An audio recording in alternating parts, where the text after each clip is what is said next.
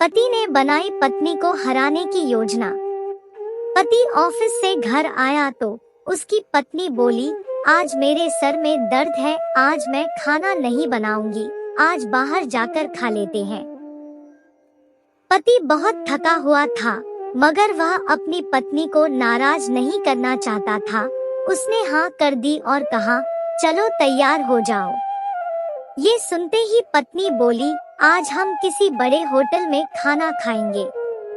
पति पत्नी को समझाते हुए बोला, अभी महीने का एंड चल रहा है, हाथ टाइट है अभी, तो किसी छोटे होटल में ही खा लेंगे, बड़े होटल में फिर कभी चलेंगे।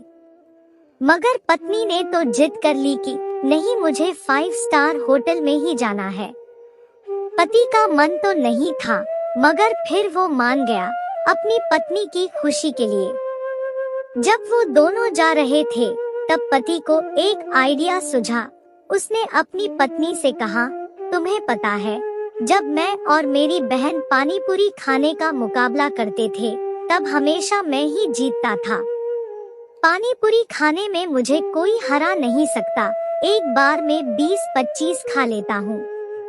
तब पत्नी बोली, तो इसमें कौन सी बड़ी बात है, मैं तो इससे भी ज्यादा पानी पूरी खा सकती हूँ एक बार में, और तुम्हें हरा भी सकती हूँ, क्योंकि पानी पूरी खाने में लड़कियों का हाथ कोई नहीं पकड़ सकता।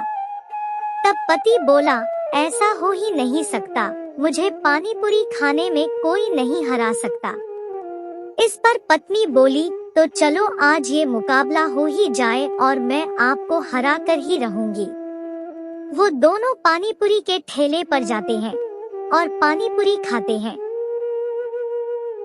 25 पानी पूरी खाने के बाद पति कहता है, बस मैं और नहीं खा सकता। पत्नी 26वीं पानी पूरी खाते हुए खुश होकर बोली, आज मैंने आपको हरा दिया, मैंने आपसे एक ज्यादा पानी पूरी खाई है। पति मुस्कुराते हुए बोला, चलो मैं अपनी हार मानता हूँ, तुम जीत गई। अब चलो होटल में खाना खाने चलते हैं।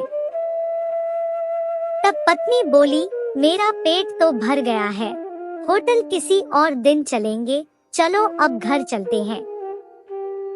पति मुस्कुराते हुए कार की तरफ चल दिया।